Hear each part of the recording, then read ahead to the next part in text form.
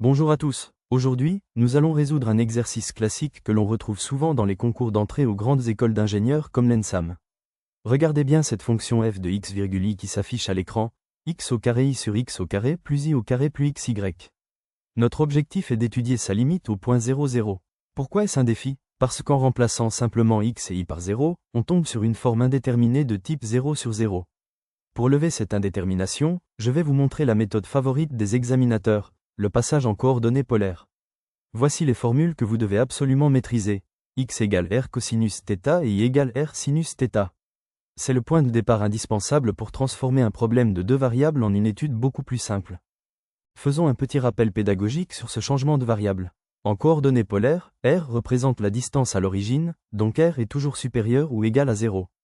L'angle θ, lui, appartient à l'intervalle 0, 2π. Observez ce cercle unité. Quand le couple xy s'approche de l'origine, cela revient mathématiquement à dire que r tend vers 0, peu importe la valeur de l'angle. C'est cette propriété que nous allons exploiter pour simplifier notre limite. Passons à la substitution. Nous remplaçons chaque x et chaque i par leur expression en r et θ dans la fonction f. Au numérateur, on obtient r au carré cosinus carré θ fois r sinus θ. Au dénominateur, nous injectons les mêmes termes. Regardez comment l'expression se transforme. On voit apparaître un r au cube au numérateur et des r au carré au dénominateur. Ne vous laissez pas impressionner par la longueur de la formule, la simplification arrive. C'est ici que le calcul devient élégant. Pour simplifier, nous allons factoriser par r au carré au dénominateur. Remarquez bien ce qui se passe dans la parenthèse. On retrouve cosinus carré θ plus sinus carré θ, qui vaut exactement 1. C'est une étape cruciale pour votre rédaction au bac. Après avoir simplifié les puissances de r, il nous reste un résultat très propre.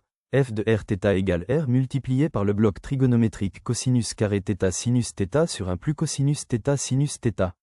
Prenez le temps de bien noter cette expression simplifiée. Attention, c'est ici que l'expertise du professeur est nécessaire. Pour prouver que la limite est 0, il faut s'assurer que notre dénominateur ne s'annule jamais. Analysons ce dénominateur, un plus cosinus θ sinus θ. En utilisant la trigonométrie, c'est aussi un plus 1,5 de sinus de 2θ. Comme le sinus est toujours compris entre -1 et 1, notre bloc est au minimum égal à 1,5. Puisqu'il est strictement positif, notre fonction est bien définie. Maintenant, passons à la majoration, l'étape reine pour obtenir les points au concours. On passe en valeur absolue. Le numérateur cosinus carré fois sinus est inférieur ou égal à 1.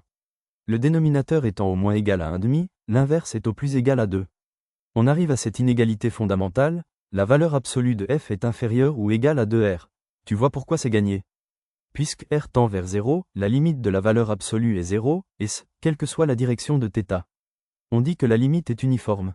On en déduit alors avec certitude que la limite de f de xy quand xy tend vers 0, 0 est égale à 0. C'est la rédaction parfaite que le correcteur attend de vous. En conclusion, grâce au passage en coordonnées polaires, nous avons levé l'indétermination avec élégance. La limite vaut bien 0. Maintenant, c'est à ton tour de jouer pour vérifier si tu as compris la méthode. Essaie de calculer la limite de la fonction g qui s'affiche, x au cube i sur x puissance 4 plus i puissance 4. Attention, ce cas est un peu plus piégeux. Si tu as réussi, bravo. Sinon, n'hésite pas à revoir les étapes de cette vidéo. Bon courage pour tes révisions et vise le 20 sur 20.